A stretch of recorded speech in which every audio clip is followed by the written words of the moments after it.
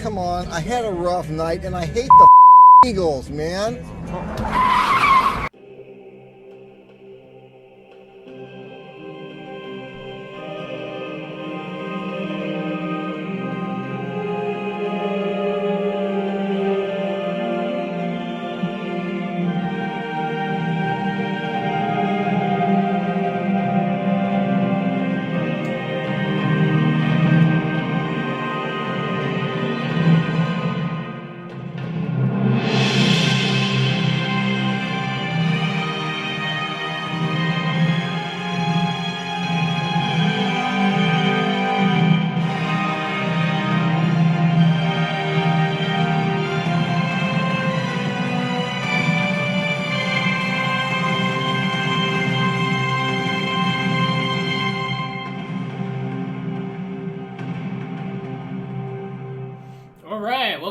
To the TOlkien podcast. I'm Patrick Santino, joined by... And I'm Clifford Vickery. Yeah, cool. Alright, so Clifford told me he was a little bit tired tonight, so I'll have to bring the energy for us both. I'm still awake. Yeah, okay. Yeah. How's your Halloween, Patrick? Oh, it's pretty good. I was Bear Grylls. Awesome. Did you just talk an accent all day? No, couldn't do the accent, but the party I went to, I shut that thing down. I was the last one to leave. Nice. How about you? What did you do? Hazel and I were bats. So, I wore a cape to work. Do you think people are going to care what we were for Halloween a month later from when this comes out? Easily. This is a key part of our personalities. Anyways. Oh, that's cute. Okay. Yeah, so, all right. So for this episode, a little bit more laid back than probably the past two. Just a fairly routine chapter. So anyways, topics for tonight. Bilbo's reunited with his friends. Bilbo, does he acquire a new status among them now? Then we'll have to talk about wargs and eagles as well. Two new creatures that we've met. Sounds pretty exciting. Indeed. Why don't you start us off? Cliff's Notes, here we go. Chapter 6, Episode 6 of The Hobbit, TOlkien podcast.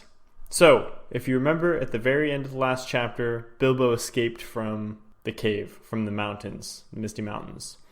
So, having just escaped by the hairs of his chinny chin chin, he's now free, but he's lost, and he's hungry, and he's tired.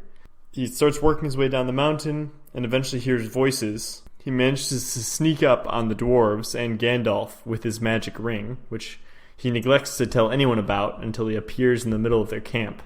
The reunited group still is in danger, because they know the goblins will be after them sooner or later, so they quickly start making their way further downhill and away from the mountains.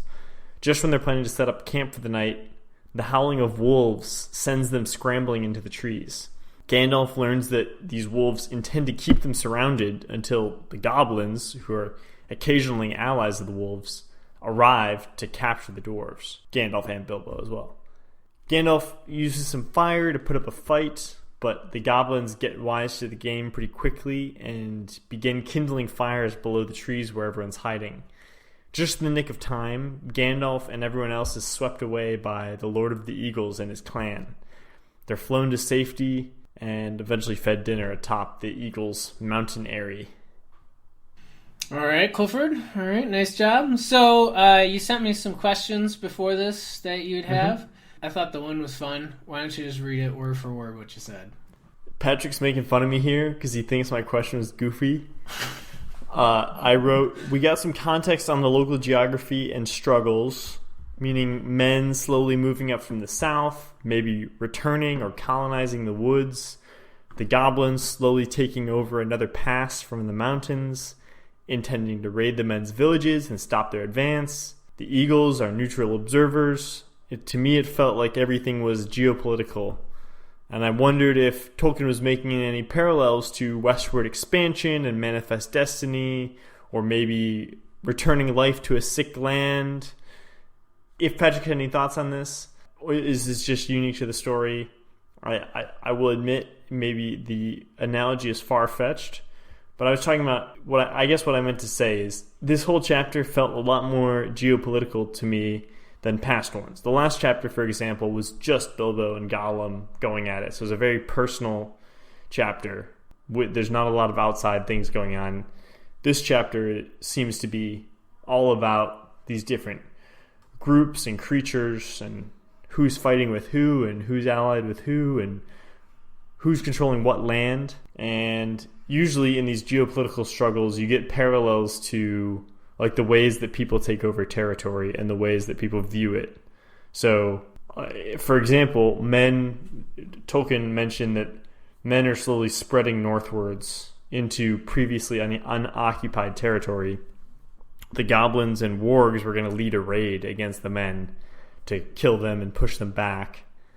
And the eagles are sort of observing this whole thing. The goblins are also gaining new territory. And sometimes the gaining of territory is described like Tolkien seemed to imply that the men it was like a good thing that they were expanding. They're like bringing liveliness and life back to an abandoned place.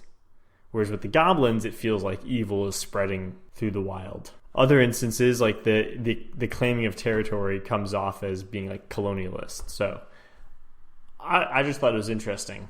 But Patrick, you can neglect to answer or pitch in any comments. Well, I mean, I think it's in this area you got goblins interested, you got wargs interested, you got eagles interested, and now they're saying men are moving up here. Is this a particularly special place? It's like rich in resources or critical trade route or something. Why is everyone going after this territory? I don't know. See, that's what interests me, and that's why I'm actually like that's why we're spending time on this question. Is because I'm wondering what group of men is here. Because this isn't really a spoiler, but just in Lord of the Rings, I mean, there's no mention or any idea or hint that any sort of men live here. And they're saying, like, these men... by here, we're talking about in between... We're talking east... Am I getting confused? Yep, east of the Misty Mountains. Yeah. In between the Misty Mountains and the Lonely Mountain. Well, really, in between the Misty Mountains and... The river. The river Anduin, which is the big river in the area. Which, if you remember from Lord of the Rings, that's the river that they... No, we're not mentioning that, Clifford. I'm just giving people some context. Dude, no, I'm cutting this part out. Okay. Yeah, so they said the men are... I don't know, I'm mostly just interested in the men, because, like, what group of men would live here? And so they said it's men from the south who are bold. And, of course, at this point, when Tolkien's writing this, he doesn't have any idea of any sort of groups of men that live south of here. Whereas in Lord of the Rings, we know exactly what groups of men live south of here. But, so, yeah, sorry to anybody that doesn't understand this reference, but I guess I would just take a stab in the dark and say that these would be men of Rohan moving up here. And then, I don't really understand why, but the eagles said that they steal their sheep, which means that there's people here for shepherding. And then, it seems like a pretty wooded area from everything I understood. So maybe, I think they specifically said some of them were woodsmen. Yeah, so maybe a logging kind of industry. Send some logs down a river or something, for building houses. I don't know. That's my best guess. And then of course, just like Lord of the Rings takes place 60 or 70 years later, so there's no mention at all of these people in this area or anything like it. So I kind of assume they actually died out or they just went back to wherever they were from. So maybe the goblins eventually did succeed in raiding their villages and taking over. That would make sense. I think that would be my guess. Yeah.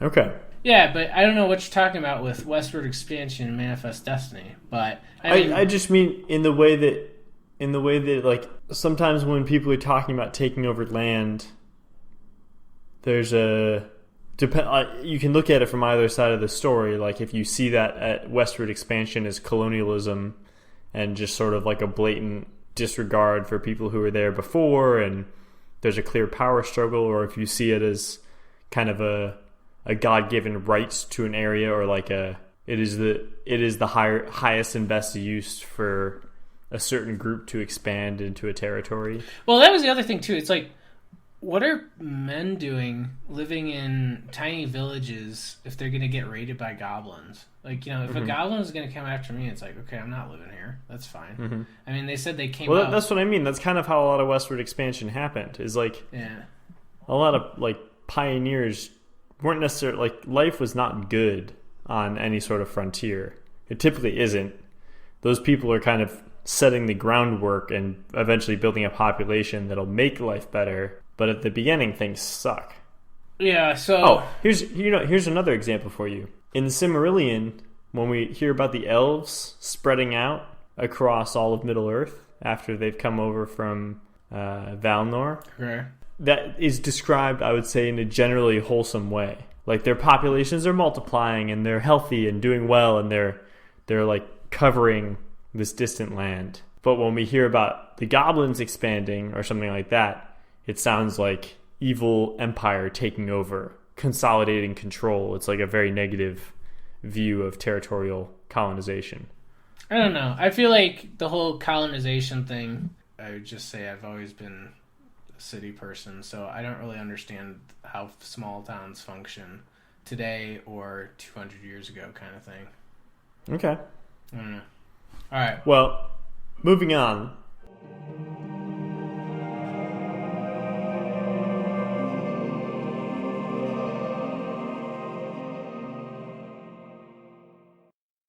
I had some thoughts about this reunion when Bilbo finally meets back up with the rest of the crew.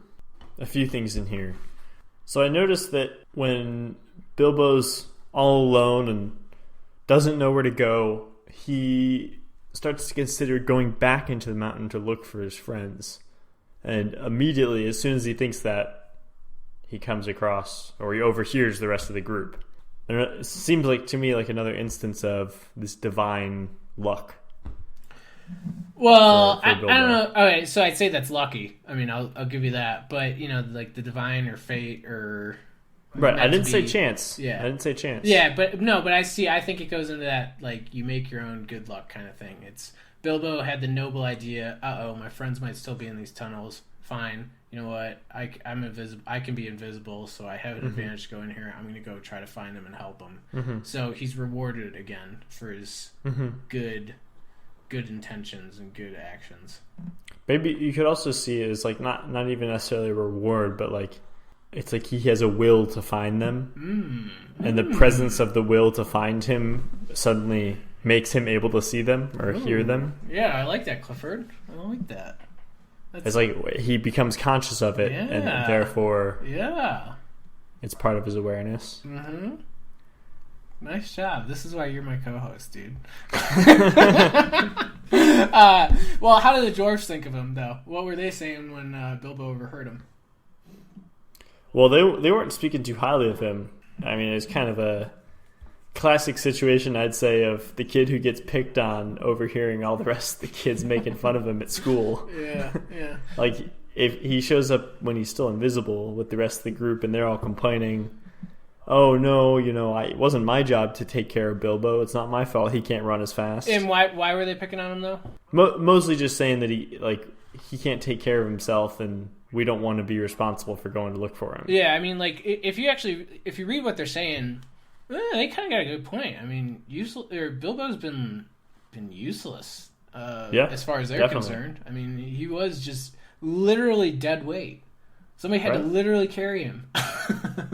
That's absolutely true. But that said, if I was Bilbo, it's like, I wouldn't want to hear that, and props to Gandalf for saying, and Gandalf pushes back. Yeah, Gandalf's pretty determined. Gandalf's like putting his foot down, like, no, I'm going back for this guy, kind of thing. Which sort of throws us back to the beginning, right? Where Gandalf, it seems a little bit random that Gandalf would pick Bilbo to be part of this expedition. When Bilbo and the dwarves don't know each other, Bilbo has no experience doing this. Gandalf knows Bilbo, but Bilbo doesn't know Gandalf that well.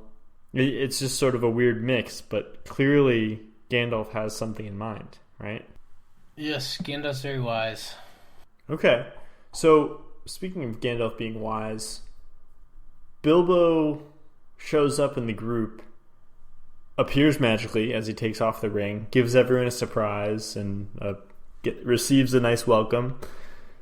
And he tells everybody what happened, and he doesn't say anything about the ring, which is how he appeared magically in the middle of their circle. Gandalf sees right through it and knows something else is going on, but doesn't say anything. First of all, why does Bilbo leave out the ring and not say anything about it?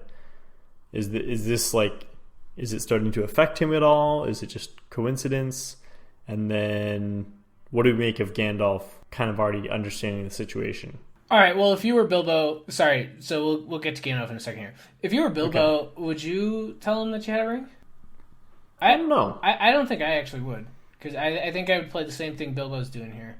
Because, I mean, he's been useless up to this point. Now he impresses them all by showing up that he saved himself from these mountains. And he even got past, like, their lookout, who's... Balin has, like, a sharp eye, apparently, among them. Mm-hmm. So it's like, you know, he's building up his street cred here with the dwarves. And it literally states this. I mean, there's the line, "It is a fact that Bilbo's reputation went up a very great deal with the dwarves after this." I mean, you know, narrator's explicitly saying it for us. I guess my first thought would be I probably wouldn't say anything offhand about it. But if I was pressed... Like, if someone was asking about it directly, I'd probably mention it unless I felt like I had a strong need to keep it a secret. Like, it seems like kind of a big deal to keep a secret at this point. Yeah, and I thought the dwarves, I thought they were a little oblivious. Not super oblivious, but, like, slightly... Okay, you guys were just bashing on how much deadweight this guy was, and now all of a sudden... You're just like, whoa, man, he must be better than we thought. And it's like, well, why? Besides Gandalf, what word am I looking for? Defending him? Yeah, besides Gandalf defending him, like, what else do you have to actually go off of that, yeah, he could actually get out of these mountains? He did. I mean, he's physically there, so somehow he did it, but you really... Dwarves, do you really think he did this just all by himself?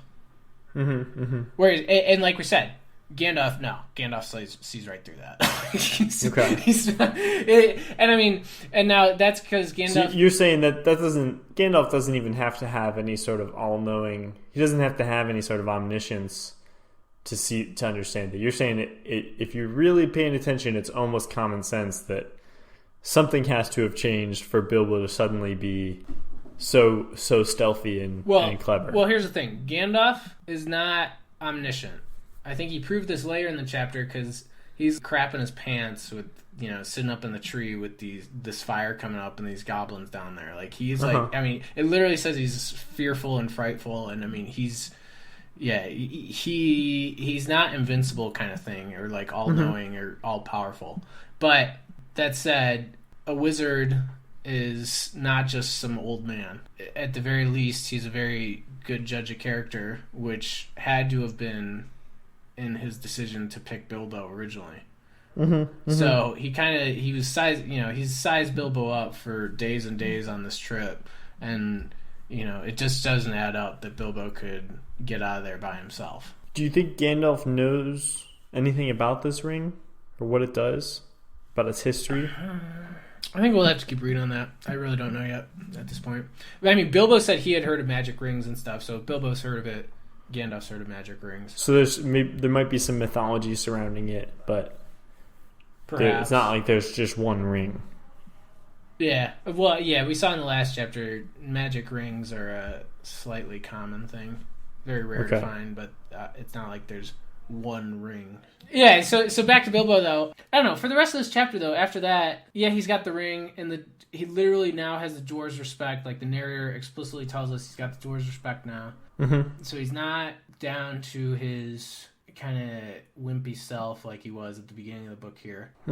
But throughout the rest of this chapter, he is kind of a passenger again, in that, like, everything's kind of just happening around him, and he's just one of the group going through it. Yeah, because I should say, at the beginning of the chapter, he seems transformed. But really, as we remember from talking about the hero's journey last time, he's basically just reaping the benefits of the transformation that he went through in the last chapter. But yeah, I totally agree. He goes back to feeling a little bit like dead weight when we get to the wolves. Yeah. and the eagles. But, so when we say dead weight, I mean, it's like, what's he actually doing in this chapter? He's groaning about how he's hungry, but, I mean, in this case, well, none of them have probably eaten for, like, 2 or 3 days, and, I mean, he's a hobbit, so he's even hungrier than everybody else. So it's like, well, I don't actually blame him on that one. This is just me personally, but I don't blame him on that one. And then we get to the point where they're all climbing up the trees, and it's like, oh, he can't reach it. It's like, well, I mean, he's short. That's just a physical disability there. What's he going to do on that one? I don't actually. Yeah. Whereas, so I don't know. So I don't actually. Those aren't really knocks against his character or himself. Whereas I feel like I would naturally, if this were the first 4 chapters, I would just be like, Bilbo, what are you doing? You're so useless. Well, maybe it's more like, even though we were saying he feels like dead weight, maybe it's more that he still kind of has tag-along status because of everything leading up to now. And even though he might be improving himself in the eyes of the dwarves, he hasn't quite reached the level where he's really getting the same treatment and respect. Yeah. Like he's still having to hang on to the other guy's ankles on the eagle flight. Right. And he's still having to scramble up the tree. Like he's still the tag-along. So he might have more respect now, but he's not actually functioning as a part of the group in the same way yet. Yeah, but I also think, when they see that he can't get up the tree, even the dwarves are like, oh, well, he can't reach it. How about somebody go down and help him? It's not like, oh, great, we got to send somebody down to help him. They're like, no, just help him out, Right.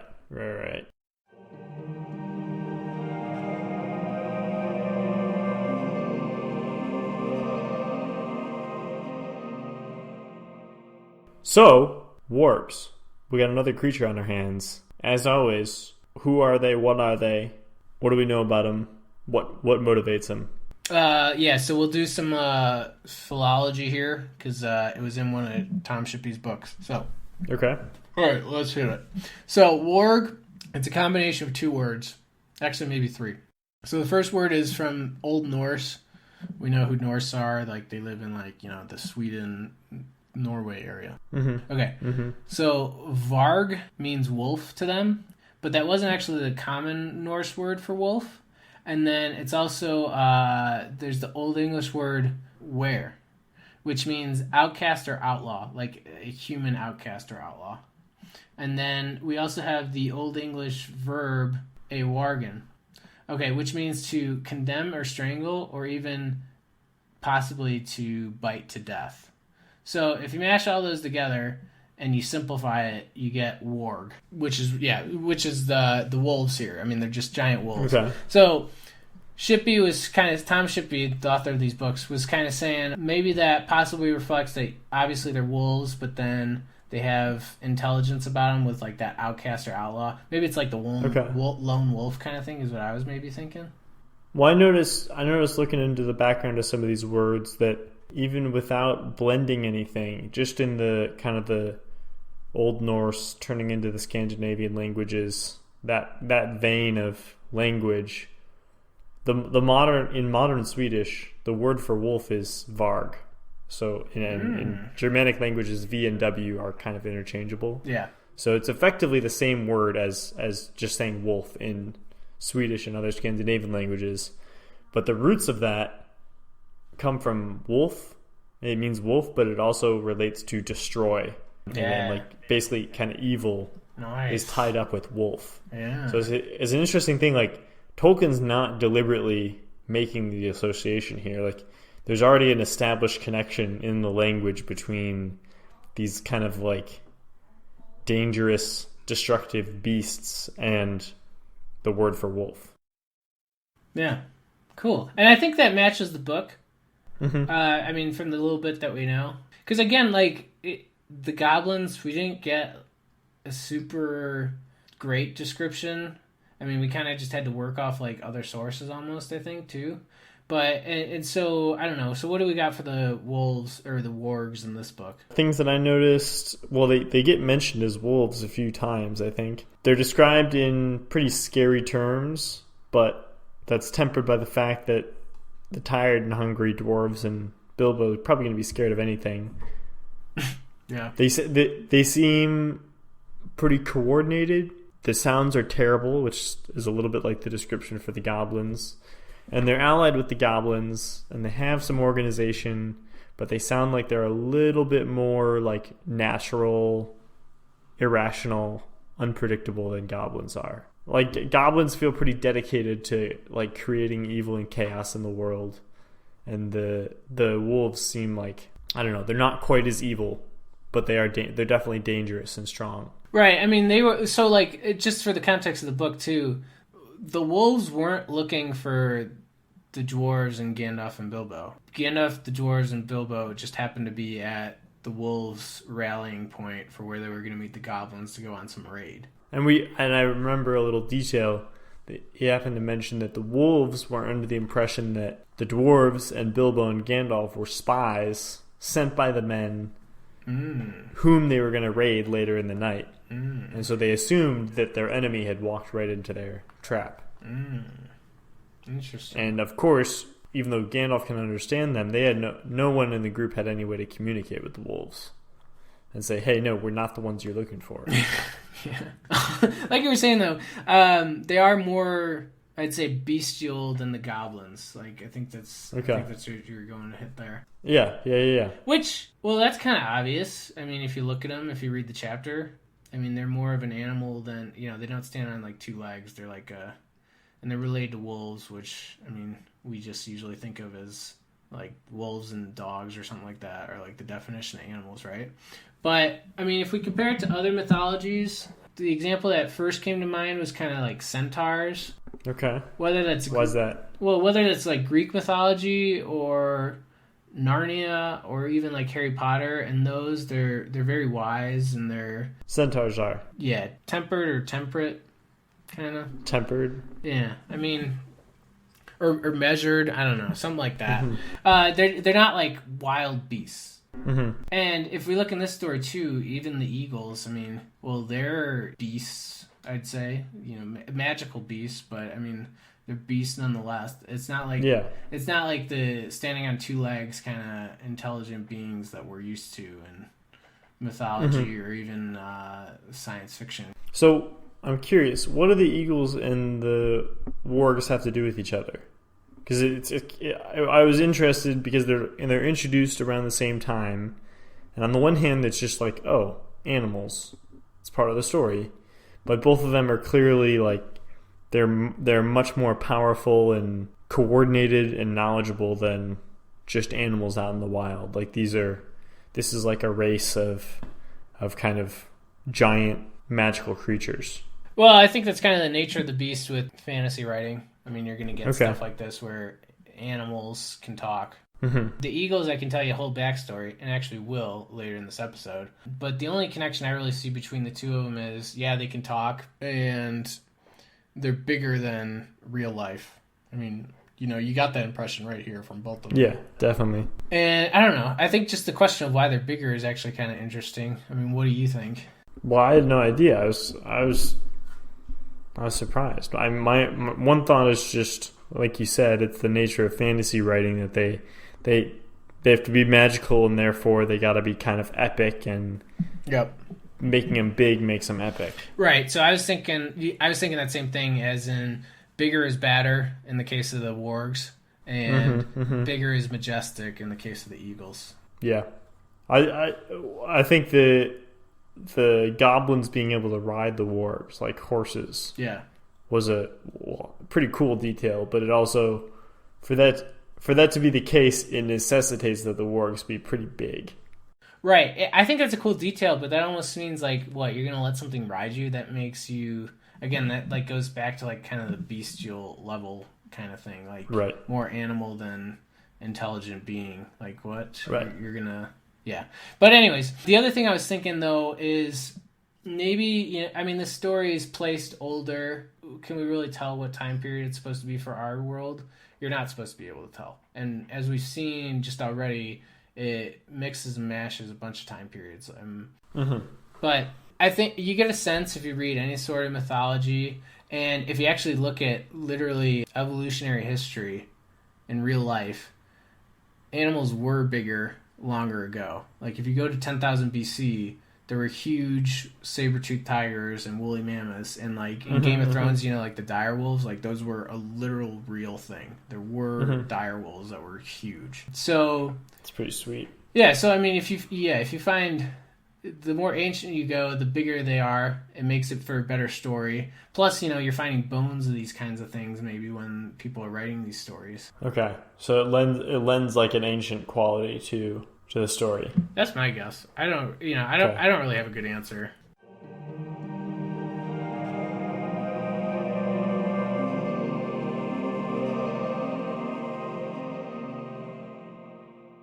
So you promised you were going to tell us about the Eagles.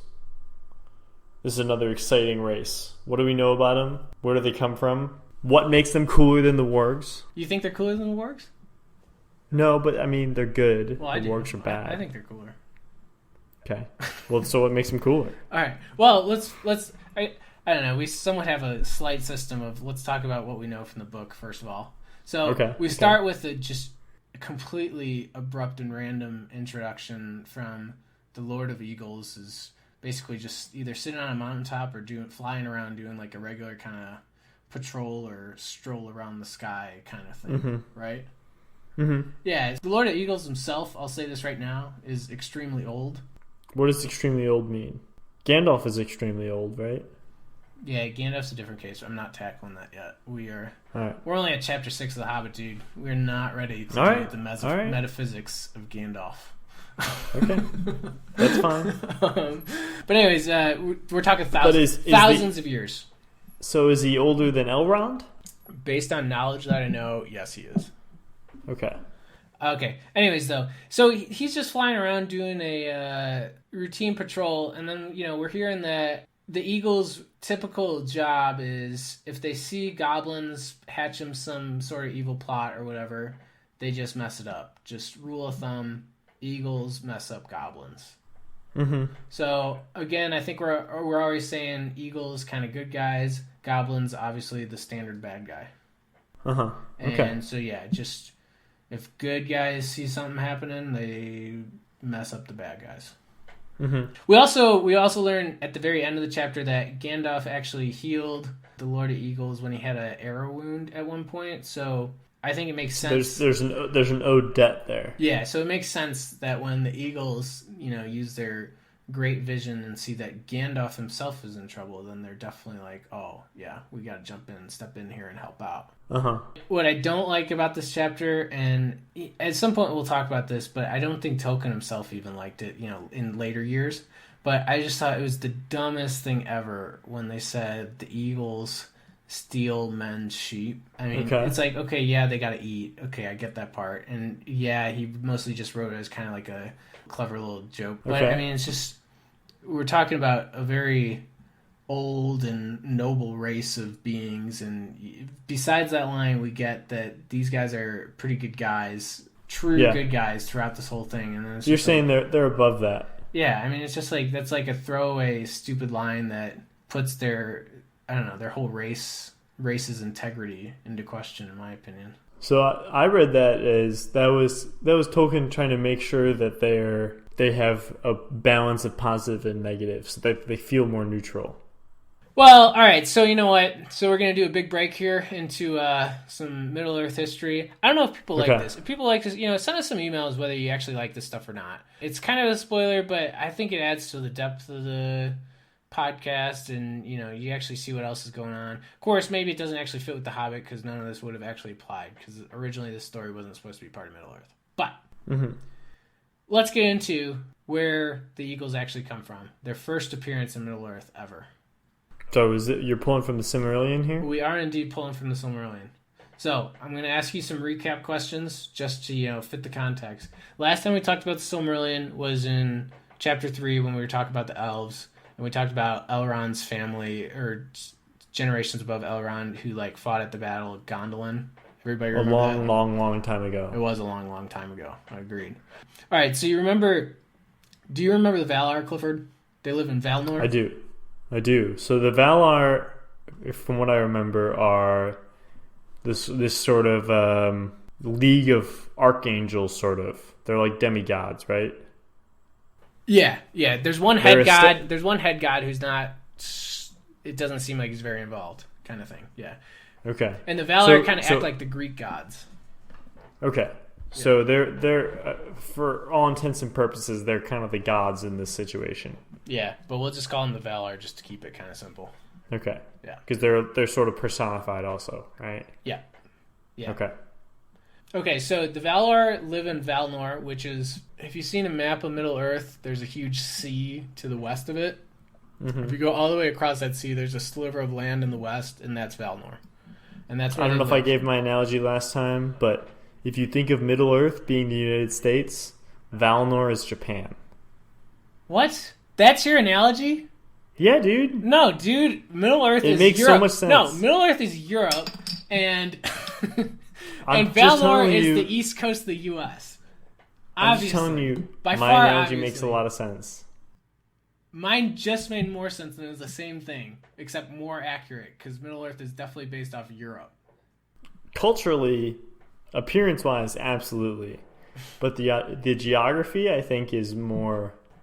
Okay, anyways. Let's keep going. Okay. All right. So, Valnor, if you remember, it was lighted by two trees. One was like, it gave out silver light, one gave out golden light, and then their light was preserved in the Silmarils. Remember that? That's where the Silmarillion gets its name. They're two gems, right? That one of the elves who's a master craftsman makes. The Silmarils are 3 gems, but yes. 3 gems. My apologies. And that elf... But they're crafted by one of the elves. Yeah, what's his name? Fëanor? Nice, Clifford. Nice. All right. Yeah. You remember the biggest badass of the Silmarillion. Yes. All right. So, now we remember that the 2 trees get destroyed, and the Silmarils are stolen by Melkor, who's just the ultimate evil bad guy. He's one of the Valar, right? He's actually more powerful than any of them, so he should be a Valar, but since he's a bad guy, they just don't count him. But yeah. Okay, so he's kind of he's at the level of the Valar, but he's not. Yeah, just think of like Satan or Lucifer. He's literally the equivalent kind of thing. Yeah. Yeah. Or Hades in Hercules, maybe. Yeah. Yeah. All right, sure. So then, now Fëanor, who made the Silmarils, as Clifford noted, he leads a group of his people, which is like about a third of the elves, which is the Noldor. We remember them? Uh-huh. They go back, they leave Valnor without the god's blessing, and then eventually, because of events that happen, they are even cursed by, when I say the gods, I mean by the Valar, and they return to Middle-earth. You remember that part? Uh-huh. I think I'm just brushing through all this. There's like just so much more going on. Maybe eventually we'll hit it. I don't know if I found a place yet in these shows for it. But anyways, Fëanor goes back to Middle-earth, and when he originally gets to Middle-earth, he only actually has half his army because he personally ditched the second half because he's an interesting character. Yeah, it's pretty harsh. Yeah, we don't have time to get into it, but okay. Anyways, so they're fighting. Fëanor's half of the army is fighting, battling, and everything like that. And then Fëanor's oldest son, Methros, gets ambushed, and he's captured by Melkor, who's the big evil guy, and he's got a huge... Who they're fighting. Yeah, and he's got a huge fortress set up at the north of Middle-earth. Okay. So this fortress is basically 3 huge volcanoes at the beginning of this huge mountain range that's in the north of Middle-earth. Uh-huh. And within that, there's like thousands and thousands and thousands of tunnels beneath it where the real fort is. So anyways, he captures Methros, Fëanor's oldest son, and he ties him by one wrist. He's just dangling over like a huge precipice where he's just hanging there by the wrist, locked in like some iron handcuff thing. And so that's like basically part of his torment. Maybe the orcs like poke him or throw stuff. Goblins throw stuff at him. I don't know. Mm-hmm. Who knows? But anyways, after the 2 trees are destroyed, the Valar, back in Valnor, using what's left of the 2 destroyed trees, they actually have enough power to create the sun and the moon. And they set them up out in the sky so that they can be a light not just to Valnor, but to all of Middle-earth as well. So they'll actually go across the sky each day. Interesting. Right. So before this, Middle-earth was in complete darkness. It only had starlight to light it up. But now they have the sun and moon. So when the sun comes out, the orcs don't like it. because they're not used to it. That kind of just orcs. When I say orcs, I mean goblins too. Sorry, we'll get into that at some point. What's the difference? Okay. Yeah, so the goblins don't like it, so they hide in all their tunnels. Now, eventually, the second half of Fëanor's army, led by his half-brother Fingolfin, shows up. And they're pissed off at the other first half, Fëanor's army, for abandoning them. Uh-huh. Again, great story, super epic, but this isn't the scope to cover that right now. Okay, anyways, Fingolfin's half of the army shows up. Yeah. Fëanor's son is in captivity. Right. And so now the two halves of the armies are kind of pissed at each other, but Fingolfin's oldest son, Fingon, so this means he's first cousins with Methros, is all like, oh man, Methros, he was my best friend as a kid. And, you know, our families are kind of feuding right now. You know what? I'm going to heal this divide, and I'm going to be pretty bold here, but I'm going to walk in and save Methros. So that's what he does. He goes up to Morgoth's fortress, and now, so he gets away with, like, pretty lucky here because all the orcs are hiding. Wait, Morgoth. Who's Morgoth? Morgoth is the equivalent. It's the same thing as Melkor. They just give him a different name because they hate to say the word Melkor. Gotcha. Yeah. So he goes into his fortress, those 3 volcano things, and now all the orcs are hiding underground. And so because they don't like the sunlight. Now Melkor is also, because he sees the sunlight, he's starting to pump smoke. He's starting to pump smoke or pollution or whatever out of the volcano so they can create basically cloud cover from the sun. Total maintain the darkness. Yeah, but that just only helps Fingon climb higher into the mountains without being seen, just because he's within the smoke. Yeah, it is very interesting. So anyways, though, Fingon's walking around, and he's bold enough that he literally took a harp with him, and he's playing a song that all the Noldor would have known from their childhood. And that might just be like something so that he can get Methros' attention to actually find him, because this is a big place and he's like wandering around and he's lost. Okay, but he's playing music behind enemy lines. Yeah, so I think this would be a good time to show the contrast between the layman's explanation that I've been giving here this whole time and just reveal some of the epic language that is the entirety of the Silmarillion. All right, I'm ready. All right, so we're taking up the story. I'm just going to read like a paragraph of it from where we're at right now. Okay. Thus Fingon found what he sought, for suddenly above him, far and faint, his song was taken up, and a voice answering called to him. Methros it was that sang amid his torment, but Fingon climbed to the foot of the precipice where his kinsman hung, and then could go no further, and he wept when he saw the cruel device of Morgoth. Methros, therefore, being in anguish without hope, begged Fingon to shoot him with his bow. And Fingon strung an arrow, and bent his bow. And seeing no better hope, he cried to Manwë, saying, O king, to whom all birds are dear, speed now this feathered shaft, and recall some pity for the Noldor in their need. His prayer was swiftly answered, for Manwë, to whom all birds are dear, had sent forth the race of eagles, commanding them to dwell in the crags of the north. For Manwë still had pity for the exiled elves. Now, even as Fingon bent his bow, there flew down from the high airs Throndor, king of the eagles, mightiest of all birds that has ever been, whose outstretched wings span 30 fathoms. 30 fathoms? 30 fathoms. So I looked it up. A fathom is 6 feet. Holy cow. So 180 feet. It's like the size of an airplane? Is that the size of an airplane? Yeah, let me get you a quick reference for that. So that's like twice as wide as a Boeing 737. I'm saying like he's twice the size of an airplane. Oh, man. That's a big bird. That is pretty big. That's pretty cool. Pretty cool. Yeah.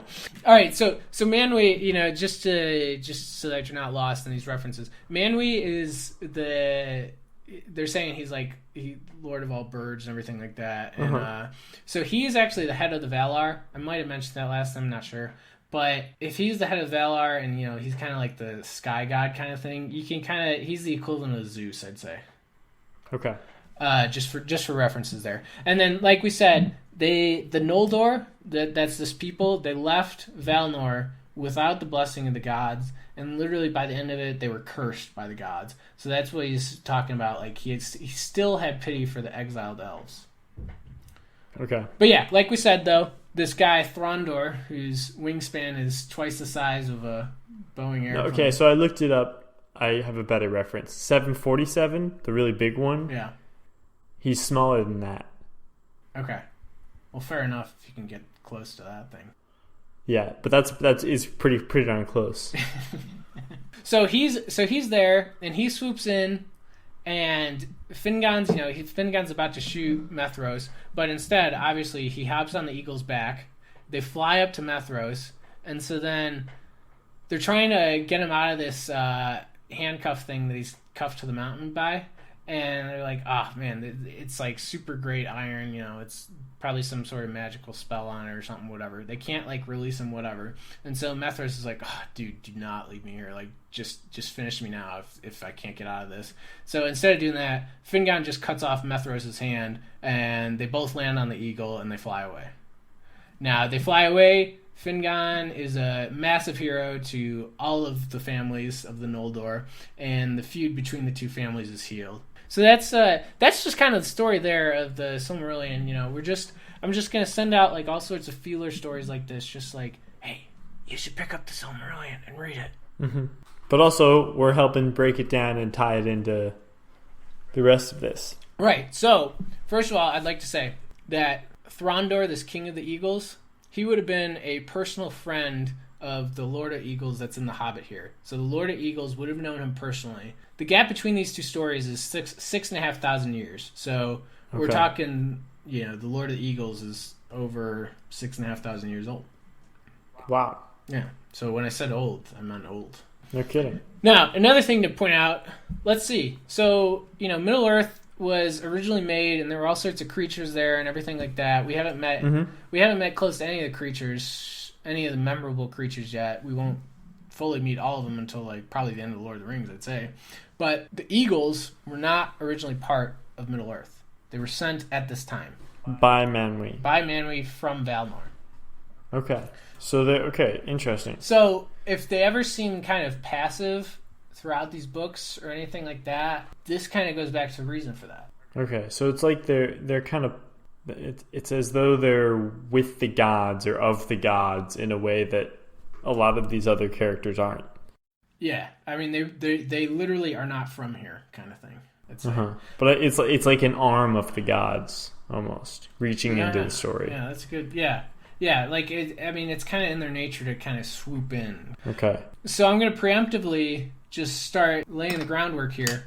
If you read this chapter, it seems pretty routine that the Eagles were just doing like some kind of patrol, and then they see that people who they associate as good guys are kind of in trouble, so they go to save them. Mm-hmm. I think it's totally believable. I think in the movie it was kind of random that they just came and swooped in out of nowhere, but I mean, it seems, if you read this chapter, that just seems legit to me. That's fine. That's a easy way to introduce another race, kind of thing. Now, at some point, the Eagles, you might get the idea that, they're just a convenient plot tool to save everybody from danger, kind of thing. Mm-hmm. Yeah, because they just show up right at the last minute, save them before Gandalf is about to throw himself into the flames. Yeah, so now we can't finish this conversation here because this is the only example we have. But if you just take that view strictly, I would say, personally, I think that's pretty pessimistic. From the very beginning of when they were originally came to Middle-earth, they've had that quality that they do actually literally swoop in and save the day, kind of thing. And there's more to it from a storytelling perspective, and there's more to it in like Tolkien's life himself, and in just general life overall, I'd say.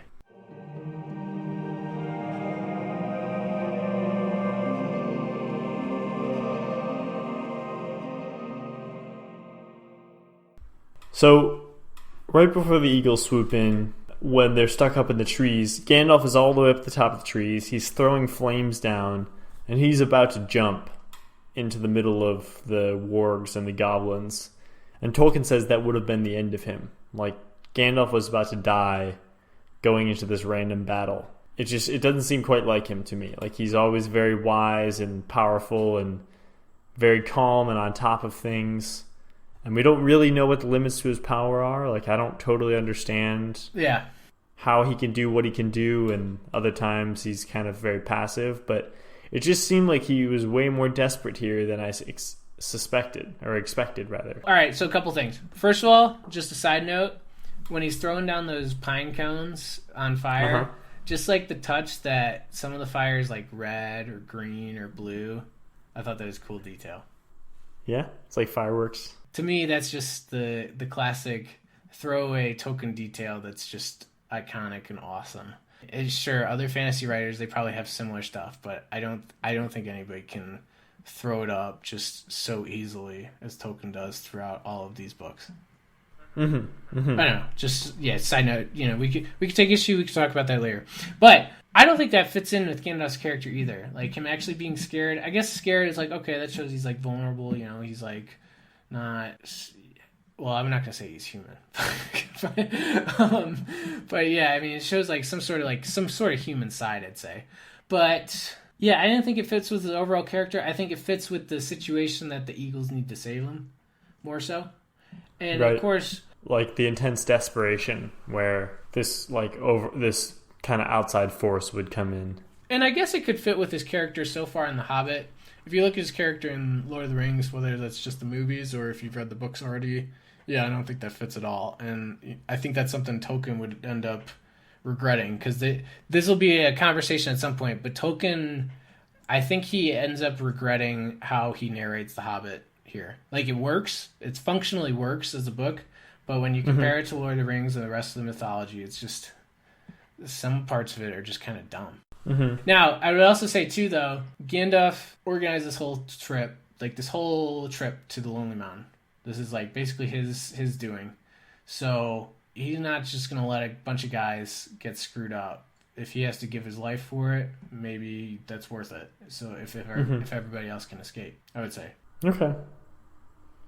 I buy that. It still surprised me, but I get that. Yeah, I don't think it fits perfectly. I mean, That's all I can say on that. I'd say that's it for my questions. It was an exciting chapter. I'm eager to see what happens next, where they go from the Eagles' Eyrie. Yep. I'd say that's it for this episode too. Why don't we just finish it off real quick here? Okay. All right. So I really wanted to literally today release the first episode. Everything's done. I just got to figure out how. That's probably going to come within the next couple days. When you're hearing this, it should hopefully have already been out for like 4 or 5 weeks, but whatever. So we can't do any sort of reviews or give out a beer koozie to anybody. But anyways, just housekeeping stuff. Check out the website, TalkingTolkienPodcast.com. What's the Instagram again? Talking Tolkien Podcast. Nice. Okay, the Twitter at Tolkien Talking. Facebook page. Hopefully that's created. Hopefully the episode's available at wherever you listen to podcasts. Like we just said, we don't have any reviews yet, but give us a review. And 5-star review. If it's witty and we read it out here, you're going to get Talking Tolkien Podcast beer koozie. Quite the coveted possession. Anything else? Not that I can think of. Yeah. All right. Why don't we just end it here? We'll give you a quick one. Hopefully this was quick. I don't know. I think it was. Yeah. I mean, I think it was quicker than the last two, but yeah. All right, cool. Well, then, Clifford, you have a good week. Listeners, have a good week. You as well, Patrick. Yeah. Thanks. Thanks for doing this while you're tired, Clifford.